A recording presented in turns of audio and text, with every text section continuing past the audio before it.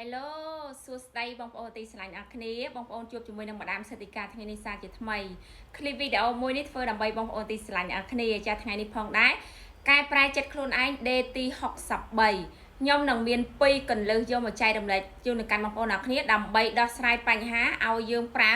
ច្បាប់នៃការស្រូបទាញធ្វើបែបណាដើម្បីយើងទទួលបាននៅលទ្ធផលជីវិតណាបងប្អូនអ្នកគ្នាចាអញ្ចឹងវាមានរឹសវាមានគល់របស់វាបើសិនជាយើងប្រើទៅ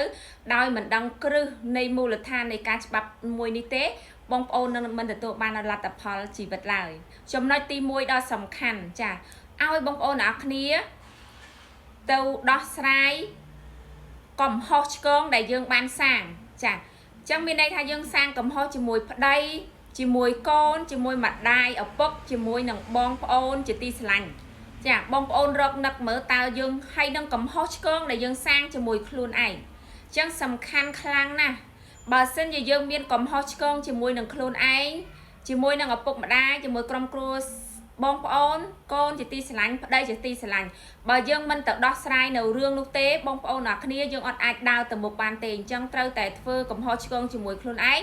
ត្រូវតែទៅសុំទោសខ្លួនឯងជាបន្ទាន់ធ្វើកំហុសឆ្គងជាមួយឪពុកម្ដាយទៅសុំទោសឪពុកម្ដាយជាមួយប្តីទៅសុំទោសប្តីចាជាមួយកូនឬក៏បងប្អូនត្រូវតែដោះស្រាយទៅសុំទោសគាត់ចាដើម្បីឲ្យយើងបានលាងសម្អាតខ្លួនរបស់យើងហាក់បីដូចជាក្រដាសសដើរទៅឆ្ពោះទៅមុខទៅរកភាពជោគជ័យរបស់យើងចាអញ្ចឹងទៅកែប្រែកំហុស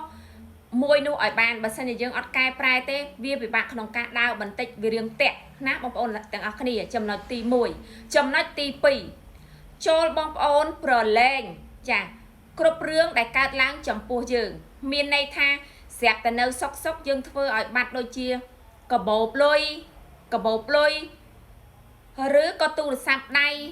ឬក៏ខោអាវឧទាហរណ៍មួយផ្លែតហ្នឹងយើងបានបាត់នៅកន្លែងណាមួយអញ្ចឹងបងប្អូនត្រូវតែប្រាប់ខ្លួនឯងថាប៉ាចាចាត់ចែងរឿងនេះឲ្យកូនហើយយើងប្រឡែងបើសិនជាយើងមានន័យថាកុងតឺន័រយើងពេញឡើងព្រៀបអញ្ចឹងចក្រវាលត្រូវដករឿងរបស់ខ្លះចេញដើម្បីដាក់របស់ថ្មីចូលអញ្ចឹងយើងប្រឡែងបើសិនជាយើងប្រឡែងបានពឹបបើជារបស់យើងដោយម្ដាមសេដ្ឋកាអញ្ចឹងធ្លាប់បាត់ទូរស័ព្ទអញ្ចឹងប៉ាចាត់ចែងឲ្យកូនអញ្ចឹងខ្ញុំក៏ចេញដំណើរពេលដែលខ្ញុំចេញទៅខ្ញុំក៏រកឃើញវិញព្រោះជារបស់យើងចង់អត់បាត់ទៅណាទេយើងប្រឡែងគ្រប់រឿងមិនថារឿងតូចរឿងធំកើតឡើងនៅក្នុងជីវិតរបស់យើងប្រឡែង